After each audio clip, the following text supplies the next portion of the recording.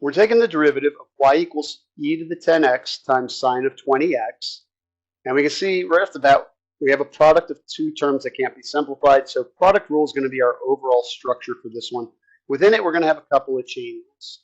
So let's look at where those come in. So when we do our dy dx, we leave a part alone, e to the 10x, and then we're going to have to do the derivative of the sine of 20x. So this notation here, this is something you can do to set up the structure of your derivative while not having to take all the derivatives at once. This can be very convenient when you're first learning derivatives. Now we have sine of 20x, so we're leaving the other part alone, times the derivative of e to the 10x. All right, now we're going to go down another layer and take the next round of derivatives. So e to the 10x, this is a chain rule. So we do derivative of the outside, derivative of sine is cosine, leave the inside alone, and I'll use the same kind of notation, times the derivative of 20x. This will help you keep track of all the derivatives you have to take and which ones you've already taken. For example, sine of 20x is going to be in our final answer. Now we're going to do the derivative of e to the 10x.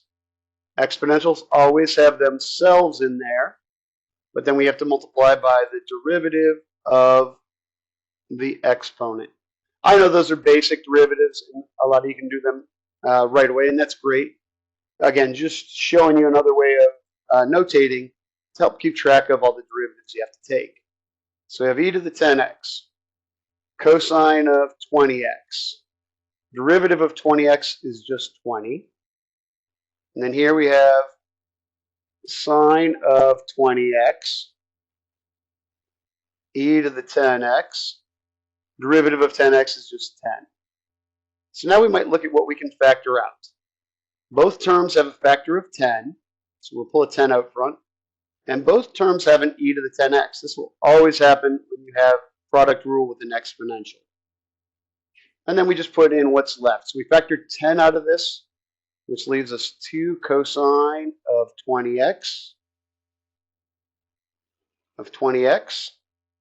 And then here we factor out the 10, we factor out the 10x, so all we have left here is just the sine of 20x. And there is our derivative.